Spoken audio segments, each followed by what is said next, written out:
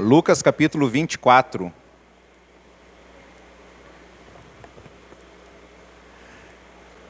Lucas capítulo 24. É o texto que nós meditaremos hoje.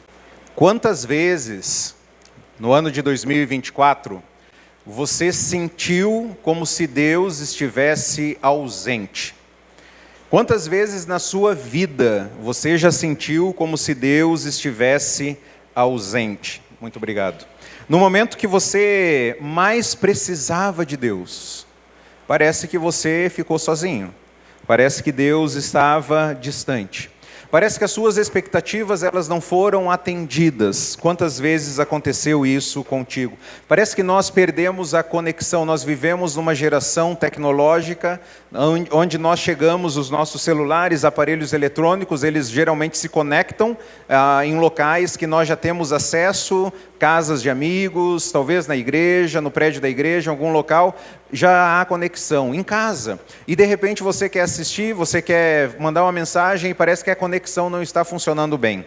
Você perdeu a conexão. Quantas vezes você perdeu a conexão com Deus?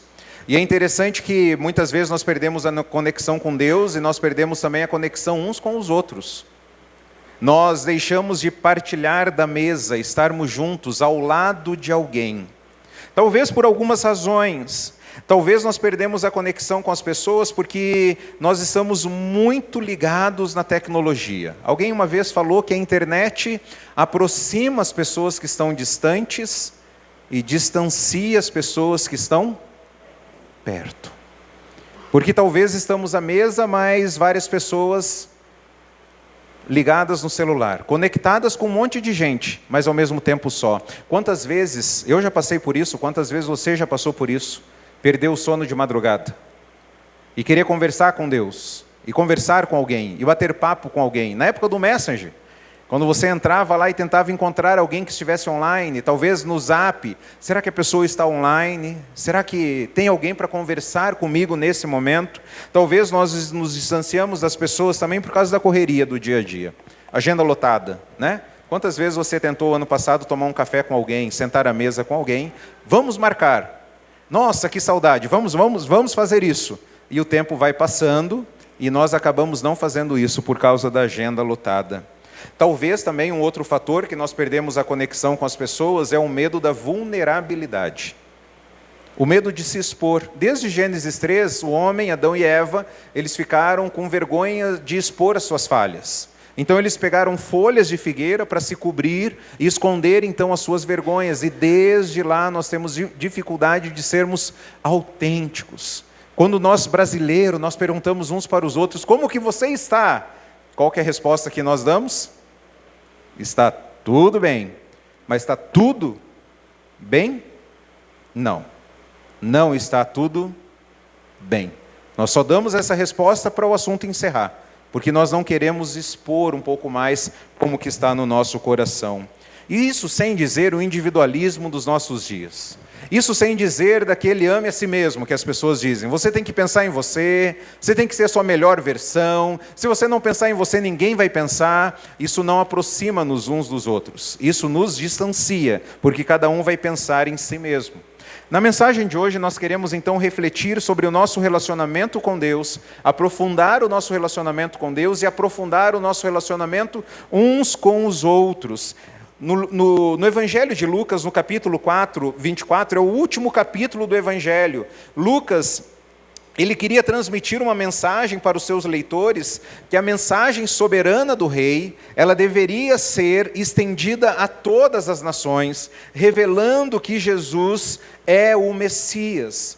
É isso que Lucas tem como objetivo ao escrever este evangelho. Ele quer comunicar que a mensagem de um rei soberano, que Jesus é o Messias, essa mensagem deve chegar em todas as nações, a todas as pessoas. É legal que as crianças saíram agora para o culto infantil e nós temos algumas cadeiras vazias.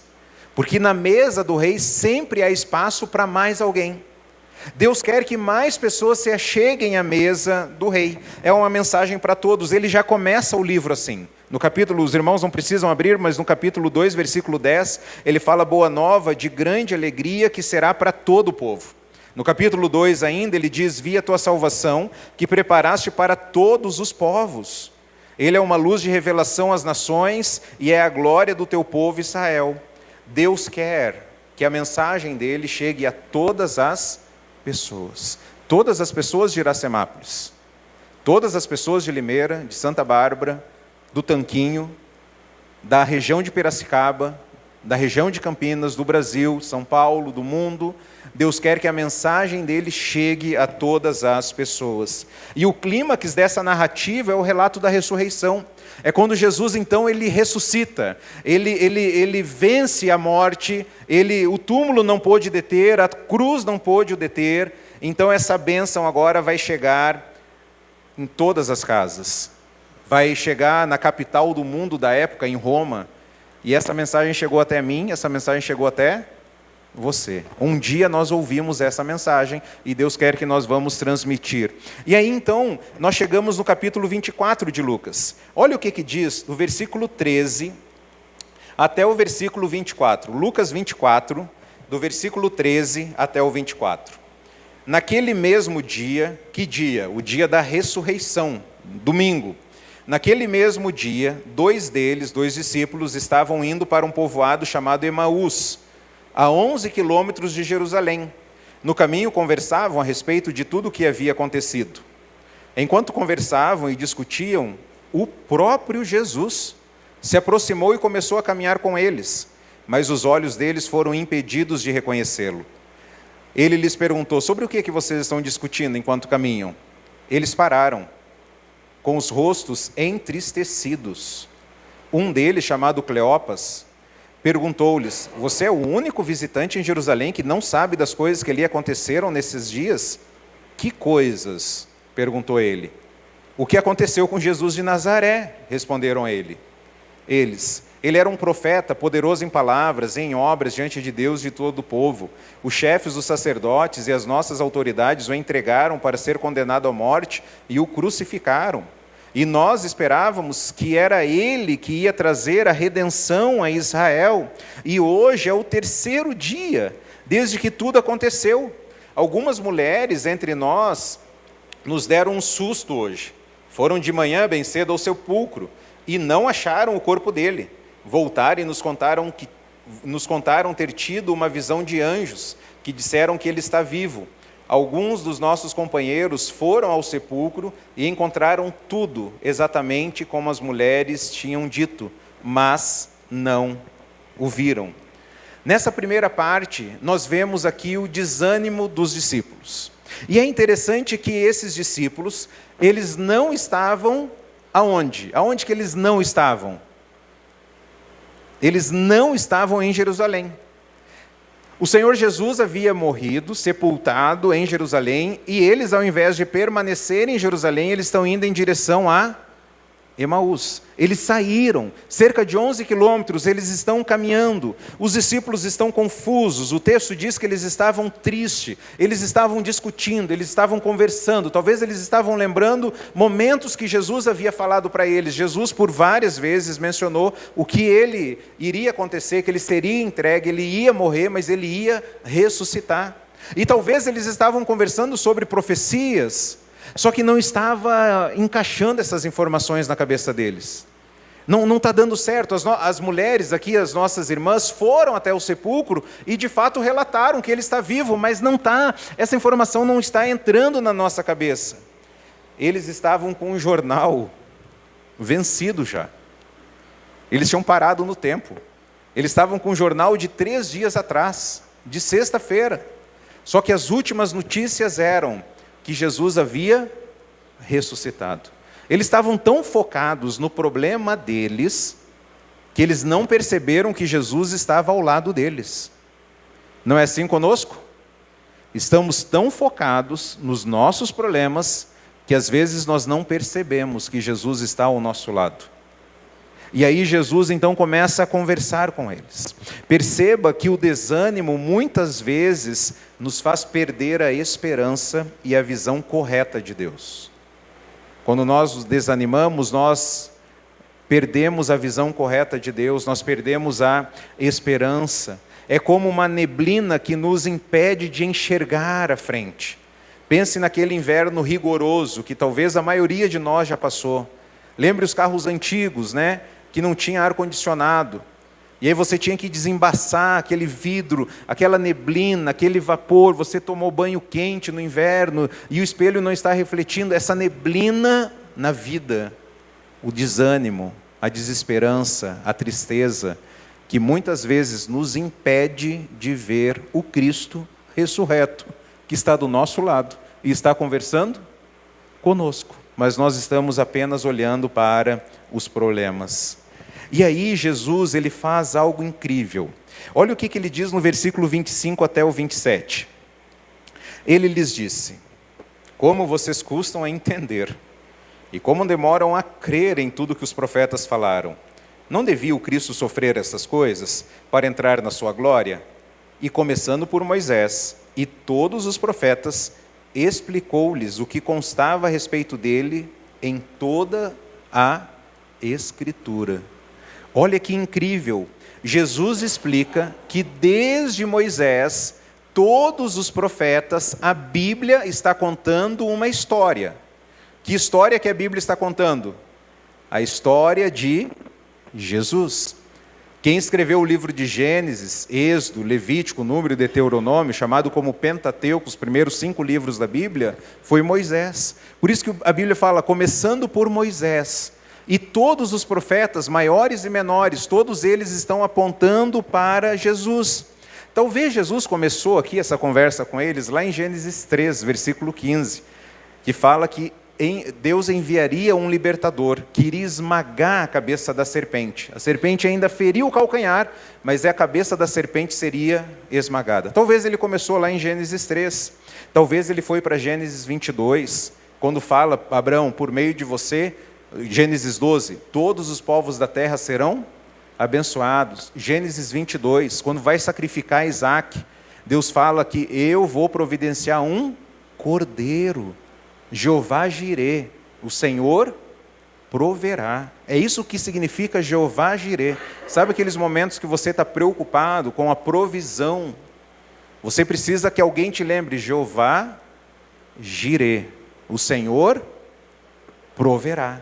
O Senhor proveu um cordeiro para nós que morreu no nosso lugar. Talvez Jesus passou pela Páscoa, Jesus passou pelos sacrifícios, Jesus passou pelas cerimônias do tabernáculo, o dia da expiação, a serpente lá no deserto, lembra? Quando Deus fala, quem olhar para a serpente com fé vai ser curado. Da mesma forma, o Filho do Homem será levantado, e quem olhar para Cristo também será curado. Talvez Jesus foi explicando Isaías 53, o servo sofredor, o Salmo 22, o Salmo 69, e Jesus foi mostrando para esses discípulos tudo que a Bíblia apontava para ele.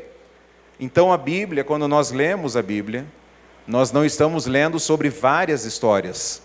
Nós estamos lendo sobre uma única história. E essa história é Jesus. A Bíblia não conta várias histórias. Ela conta a história da redenção. A história de Jesus Cristo. Ela aponta para Jesus. Aí, quando nós pensamos nos discípulos aqui, eles estavam tristes, não estavam? Eles estavam desanimados. Por que eles estavam desanimados? Porque talvez eles conheciam a Bíblia, mas não havia um relacionamento com a mensagem que a Bíblia transmite. Assim não somos nós também? Conhecemos os versículos? Se a gente pedir para conversa aí, fala um versículo, talvez você vai falar vários, mas talvez essa verdade ainda não se tornou uma verdade no seu coração, uma experiência, um relacionamento com o Senhor. Nós estudamos a Bíblia para aumentar o nosso conhecimento, mas Deus quer que a gente estude a Bíblia para aprofundar o nosso relacionamento. É para isso que Deus quer que nós estudemos a Bíblia. Eu lembro certa vez que um irmão da igreja chegou com um calhamaço de folhas assim. Ele falou, olha aí, para você estudar. Aí eu peguei, né? Aí estava lá, quantos dedos tem não sei o quê, quantas polegadas tem não sei o quê, quantos não sei o quê. Sabe essas curiosidades bíblicas? Sabe? As pessoas gastam tempo com isso. São informações que não geram transformação. Você tentou ler a Bíblia ano passado? Vai tentar ler a Bíblia esse ano? Deus não vai perguntar para você, você terminou a Bíblia, quantas vezes você leu?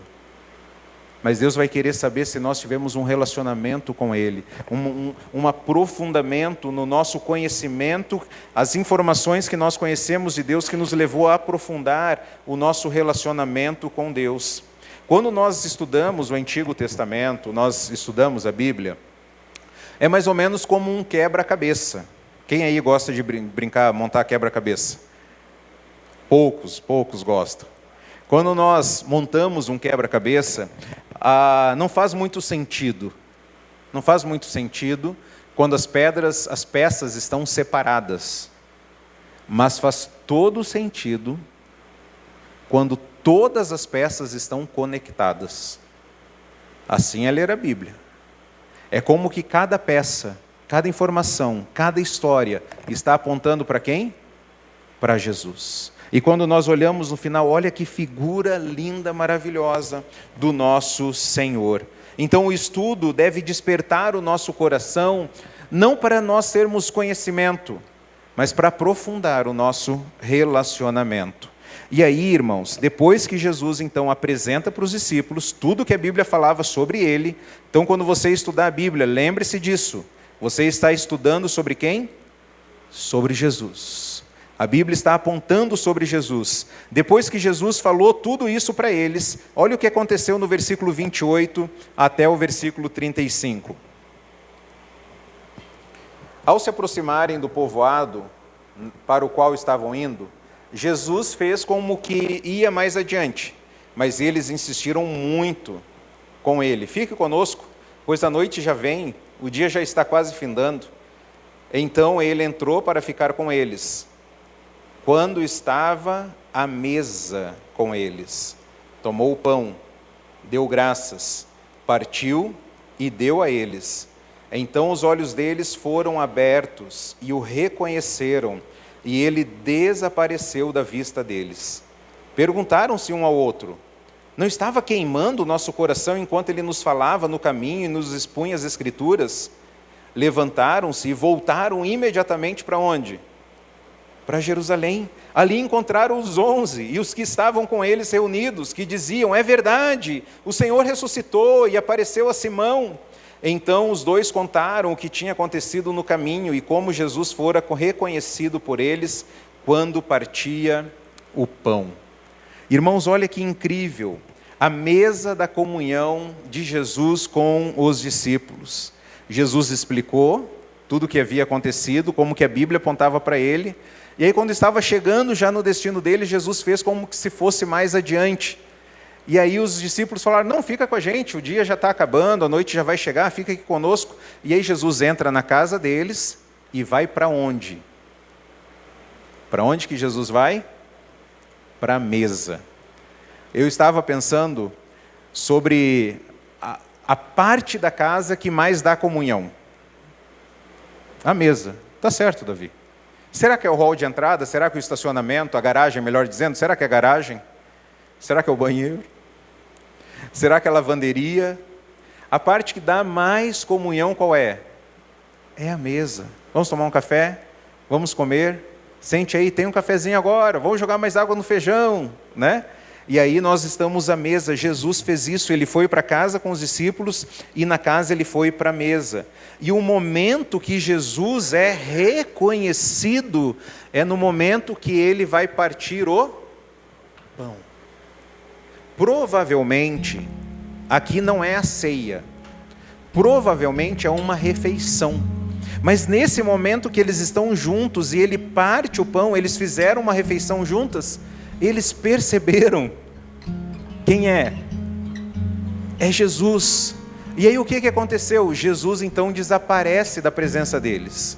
Eles olham um para o outro e falam assim: é por isso que o nosso coração estava como? Estava queimando. Você já teve esses momentos de estudar a Bíblia e sentir como que se Jesus estivesse tão próximo de você?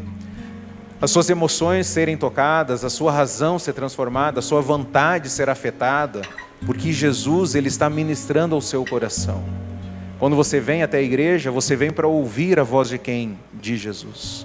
A voz do Onéias não é poderosa, a voz do seu pai, da sua mãe, dos seus filhos, não é. Ninguém tem voz poderosa aqui.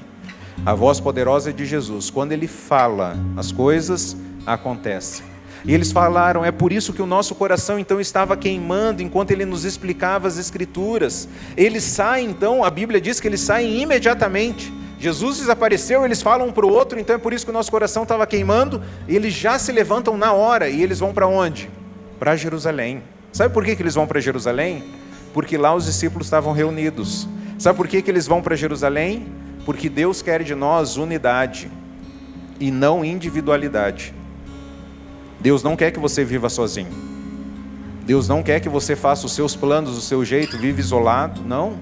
Deus quer que você viva em comunhão, uns com os outros. Estejamos juntos. O nosso amor uns pelos outros, Jesus falou lá em João 13, que é um testemunho. Nisso o mundo saberá que vocês são meus discípulos, se vocês fizerem o quê? Amar uns aos outros. Eu quero que você olhe nas pessoas que estão ao redor de você aí na mesa. Tem alguém aí que é igual a você? Dá uma procurada aí. Tem alguém que é igual a você? Fisicamente. Seu cabelo é igual a você? Seu nariz, sua orelha, cor da pele, jeito de ser. Tem alguém que é igual a você? Nós somos diferentes, não é? E temos parentes aqui. Pais, filhos, irmãos, pessoas que saíram do mesmo ventre, são pessoas totalmente diferentes umas das outras. Viver com pessoas diferentes tem os seus desafios. Tem pessoas que gostam de acordar cedo, tem pessoas que gostam de acordar tarde. Tem pessoas que gostam de doce, tem pessoas que gostam de salgado. Tem pessoas que gostam do clima bem gelado, tem pessoas que gostam do clima quente.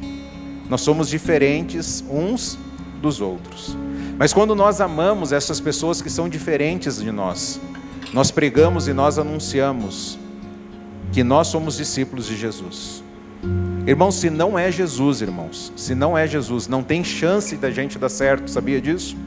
Porque a gente vai brigar, a gente vai se desentender, a gente vai falar, não quero mais saber dessa pessoa, pessoa chata. A gente não vai querer saber um do outro.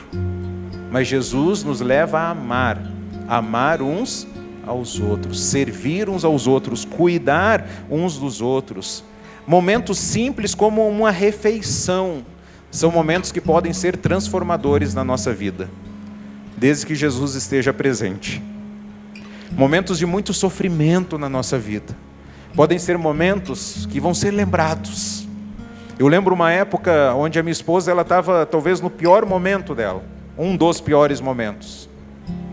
E aí eu fiz questão de perguntar para o meu filho, como que você interpretou esse momento aqui que você passou? Ele não sabia, eu não tinha feito essa conexão com a mãe, eu só perguntei para ele, falei, filho, como que você avalia? Como que foi para você esse momento? Ele falou, foi um dos melhores momentos da minha vida.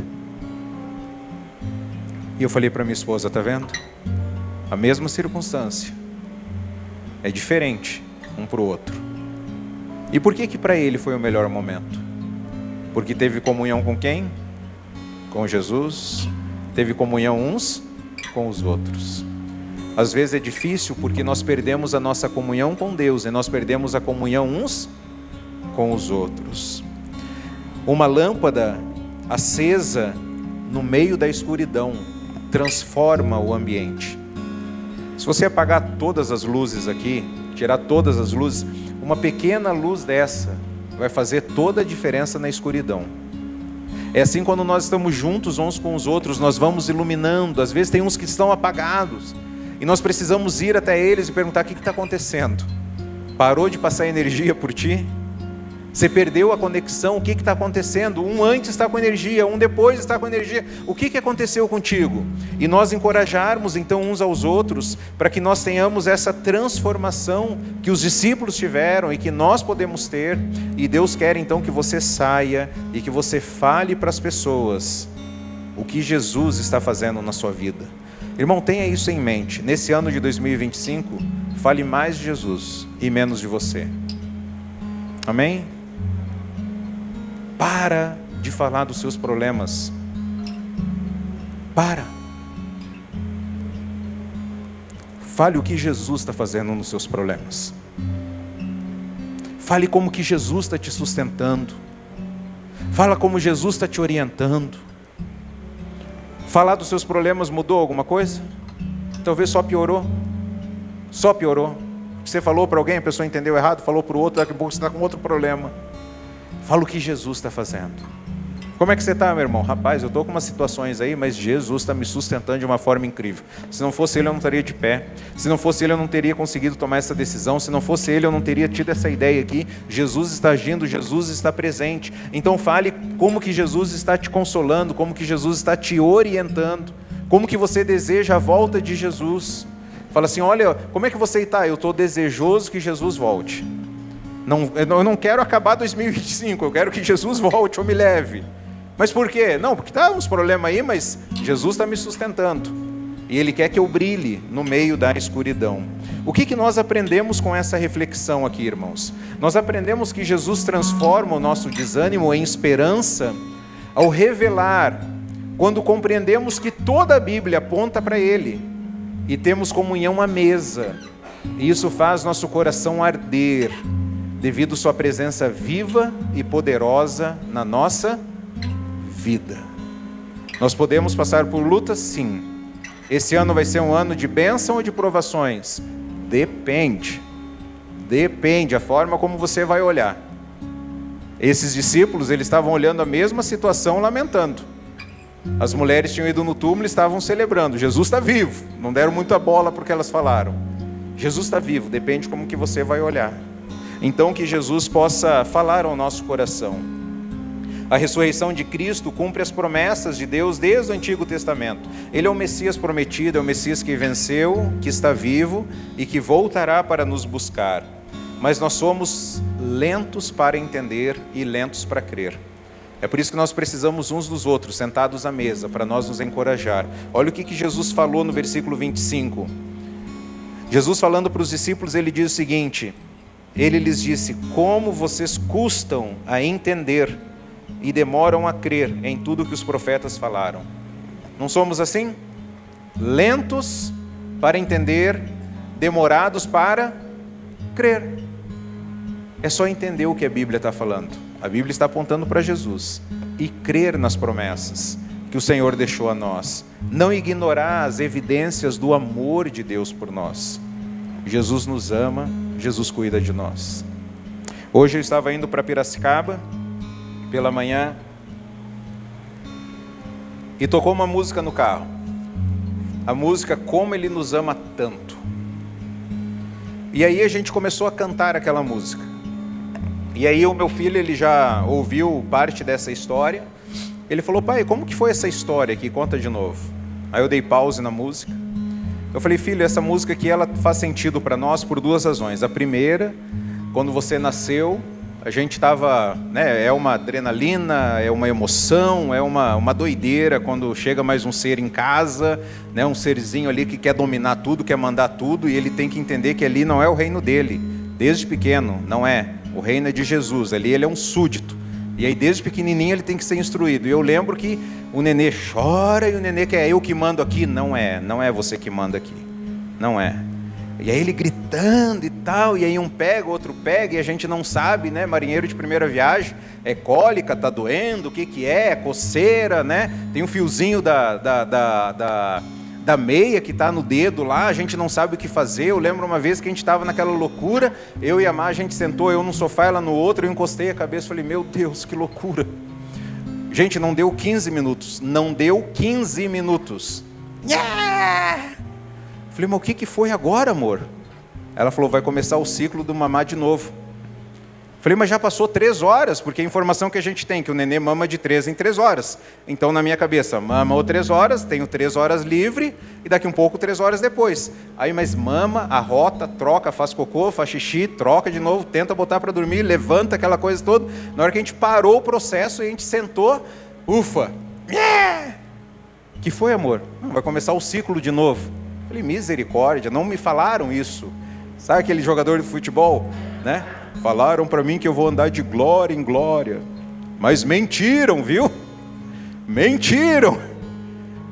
E aí eu lembro que eu estava com ele no colo, cansadão já, as emoções, tudo, né? E aí de repente a música entrou, né? Tava tocando, entrou essa música, Como Ele Nos Ama Tanto. E eu andando no corredor, eu lembro que eu chorava. E eu falei, filho, e a outra circunstância foi no pior momento do pai e da mãe. Nós fomos severamente açoitados por Deus. Severamente açoitados. A gente achou que a gente não ia suportar. Não ia suportar. Você sabe que alguns pastores se matam de vez em quando. Naquele momento, eu consegui entender todas as razões por que um pastor se mata. Todas. Falei, se mata por causa disso. Era bem na época daquela série 13 razões por quê. E um colega meu fez 13 razões por que pastores se matam. Todas as 13 estavam acontecendo comigo. As 13. Eu falei, é por isso. E era aquele autopastoreio no coração. Não lembra? Não posso demorar para crer, eu tenho que me apegar, eu tenho que voltar para Jesus, a Bíblia está apontando para Jesus, eu não posso ficar desanimado, aquele pastoreio no coração. E a gente tinha ido para a praia, e aí a gente estava voltando da praia, mas sabe quando você está sofrendo, nada é legal, né? Você desce para a praia, em vez de ter sol, tem nuvem, tem chuva, está frio, né? A vida é assim. E a gente estava voltando da praia. Entrou a música de novo, Como Ele Nos Ama Tanto. Irmãos, eu comecei a chorar. Minha esposa começou a chorar, a gente chorava, lembrando como que Deus nos ama tanto. A vara da disciplina no nosso lombo. Mas como que Deus nos ama. Eu falei, Deus, isso nos basta, Deus. Isso aqui eu não preciso de mais nada, o Senhor me ama. Irmãos, não esqueça o cuidado de Deus. Esses discípulos esqueceram o cuidado de Deus. Os momentos mais simples da sua vida podem ser os momentos mais transformadores, porque Jesus está contigo. Mas se você só olhar nos seus problemas, só ficar reclamando, só ficar murmurando, você vai perder a bênção de ver Jesus à mesa. Jesus contigo. Gostaria de deixar 3 lições para nós hoje. A primeira lição é: confie que Jesus está presente, mesmo quando você não consegue percebê-lo. Olhe para Jesus, não esqueça disso. Jesus está cuidando de você. Para aqueles que têm dúvidas, busque as respostas na palavra de Deus, pois ela está apontando para Jesus. Vá para a palavra, estude a palavra, compreenda a palavra, e para todos nós, permita que Cristo abra os olhos e transforme o seu coração através da presença dEle. Permita que Jesus fale ao seu coração, abra seus olhos e transforme o seu coração através daquilo que Ele fala. Jesus transformou a vida desses discípulos, Ele transformou a nossa vida, transformou a vida de Abraão. Deus chega para Abraão e fala, sai da sua terra, do meio dos seus parentes, vai para uma terra. O que Abraão fez? Sim, Senhor. No mesmo instante partiu e foi. Ele conhecia Deus? Abraão creu, ele creu em Deus. Então, assim como Jesus esteve no caminho com os discípulos, no caminho de Emaús, Ele também caminha conosco todos os dias da nossa vida. Abra seu coração para receber Jesus hoje. Nós vamos participar desse momento da ceia do Senhor. Se você não teve um relacionamento com Jesus, há lugar à mesa. Há lugar à mesa. O que você precisa fazer para fazer parte dessa comunhão com Jesus? Muito simples. É reconhecer que você é falho. Reconhecer que você é pecador. Que você erra o alvo de Deus para a sua vida. Simples. Deus, eu reconheço que eu sou pecador. E eu creio que Jesus veio ao mundo, morreu na cruz, no meu lugar, fez algo que eu não poderia fazer. Jesus não foi um homem qualquer, porque Ele fez algo que eu não poderia fazer. Eu entrego a minha vida ao Senhor. Deixe Deus transformar a sua vida. Quero que você feche os seus olhos nesse instante. Agradeça porque Jesus está contigo e peça para Jesus transformar a sua vida. Vamos pedir para que Cristo abra os nossos olhos, nós não sejamos demorados para crer como esses discípulos foram, e que Deus possa reacender a chama da esperança no nosso coração. Ó Pai, nós queremos dar graças, porque o Senhor é um Deus misericordioso. O Senhor caminhou com os discípulos no caminho de Emaús, o Senhor está conosco, o Senhor caminha conosco, o Senhor não nos deixa. Nós queremos, ó Pai, louvar a Ti, bendizer, mesmo diante dos problemas, mesmo diante das dificuldades. Mas nós nos identificamos com os discípulos, porque nós somos lentos para crer. E quando nós não cremos, nós desanimamos, nós perdemos a esperança. E que nós possamos sempre lembrar, ó Pai, que a Bíblia aponta toda para Jesus. E que o Senhor está vivo, que o Senhor voltará para nos buscar. Receba a adoração que nós estamos prestando a Ti nessa noite. Ministra o coração daqueles que estão em dúvida, daqueles que estão desanimados. Para todos nós, reacenda a esperança em nosso coração. Se tem alguém aqui, ó Pai, que não conhece a Jesus, possa ter um relacionamento contigo. Aqueles que já estão na caminhada com Jesus, possam aprofundar o relacionamento, que nós não sejamos religiosos, mas sejamos adoradores, discípulos verdadeiros de Cristo. Fale então ao nosso coração, transforme as nossas vidas. É no nome de Jesus, nosso Senhor e Salvador, que nós oramos. Amém. E aí, irmãos, pensando nisso, eu gostaria de incentivar muito esse ano. Durante todas as pregações, a gente vai disponibilizar, talvez eu possa até disponibilizar no grupo da igreja, não tem problema. Disponibilizar o resumo da mensagem junto com algumas perguntas de reflexão. Por que eu gostaria que você fizesse? Que você começasse a se reunir à mesa. Quantas pessoas nas casas? Quando a gente pensa em pequeno grupo, qual que é a ideia de pequenos grupos? Que sejam pequenos grupos. Quantas pessoas? Aí eu quero que você pense agora na mesa. Quantas pessoas cabem à mesa? 6 pessoas cabem à mesa? 8 pessoas? Para que seja um tempo ali onde você possa conversar, bater um papo.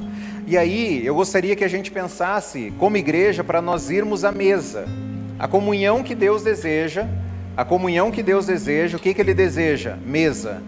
Multiplicar os discípulos, chamar pessoas para estar em casa. O que mais? Edificar, falarmos de Jesus, sermos semelhantes a Cristo, ter a nossa vida transformada. O que mais? Servir. Para nós estarmos hoje aqui, irmãos, juntos aqui nessa disposição, é simples, só botar a mesa aí. Mas teve irmãs aí, ó, que durante 2, 3 dias correram bastante, vai no lugar, vê preço, corre isso, pega aquilo, né? Teve itens aqui que veio de Piracicaba, vai voltar para lá depois, né? Uma correria, um suador aqui quando nós chegamos, servir, ajudar. Alguns foram chegando e já foram ajudando, vendo aqui a gente organizar. Quando nós estamos em casa, servir. Não fique passivo, irmãos. Quem não serve, não serve. Vamos ver juntos? Quem não serve, não serve. Porque nem mesmo o Filho do Homem veio para ser servido, mas para servir. Vê que o negócio está acontecendo, o que eu posso fazer? Né? Você já viu aquele filme lá do cara que está carregando os móveis, assim, os negócios, e ele só vai indo junto assim, e daqui um pouco ele fala, nossa, que canseira. Como se ele estivesse ajudando, já viu esse Rios? Pelo menos isso, já chega ajudando, né? Vamos lá, eu vou aqui, não sei o que, mas pelo menos está à disposição. Esses dias eu fui almoçar na casa de alguém, e aí a gente levantou para lavar louça, a pessoa brigou, né? A pessoa brigou, não é para lavar coisa nenhuma, mas a louça não tem que ser lavada? Sim ou não? Sim, a pessoa já fez o almoço, a pessoa já fez lá, já se dedicou, já foi comprar, a louça tem que ser lavada, é o mínimo que a gente pode fazer, vamos lavar a louça, pelo menos para a pessoa, né? Vamos lavar a louça. E aí, mas não teve jeito, e olha, poucas vezes aconteceu isso de a gente não conseguir lavar, pouquíssimas vezes, a pessoa ficou brava mesmo, tá bom, fomos lá fora, a gente está conversando lá fora, batendo papo antes de entrar no carro, e de repente, não é que veio a ideia, não tinha vindo a ideia ainda não, eu falei, deixa eu ir no banheiro? Claro, pode entrar. Na hora que eu entrei na cozinha, eu falei, então lá fora é agora que eu vou lavar. Fui no banheiro, aí voltei e comecei a lavar a louça. Eu falei, e a galera conversando lá fora, né? Eu falei, a minha esposa deve estar bugando a cabeça dela. Falou, o homem morreu no banheiro, não volta mais. Eu falei, deixa lá. A visita não vai se manifestar também, não vai falar assim, cadê o Onéias? Foi no banheiro e não volta mais. Então eu tenho tempo. Eu fui lavando, e daqui a pouco perguntaram, ou para a Sarinha, ou para o Samuel, falou, cadê o Onéias, né? Cadê o seu pai? Está lá lavando louça. Aí veio todo mundo. Não, deixa isso aí não, eu vou deixar, fica tranquilo, eu vou deixar.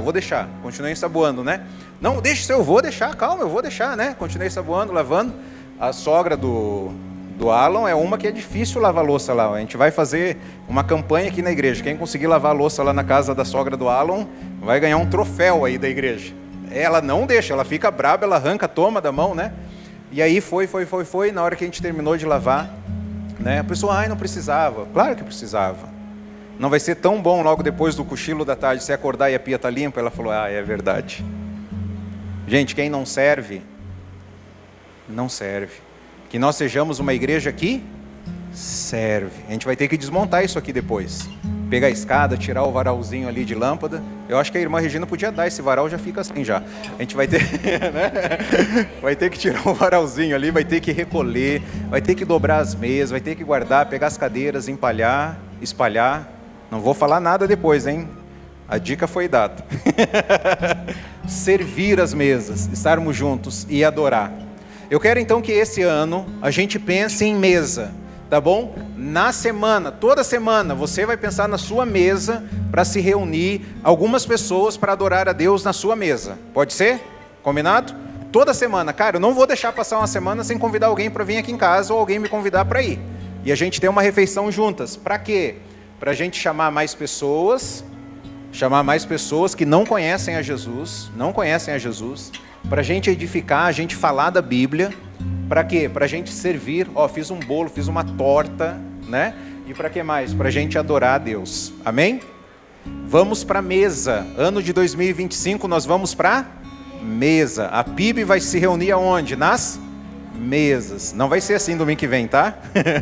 Talvez, quem sabe, já com comida de verdade, aquele monte de coisa aí, né? Ia ser muito legal. Irmãos, que Deus nos abençoe. Então, que o ano de 2025 a gente vai dando essa ênfase. Vamos para as mesas. Chame pessoas para estar à mesa. Amém? Vamos louvar ao Senhor.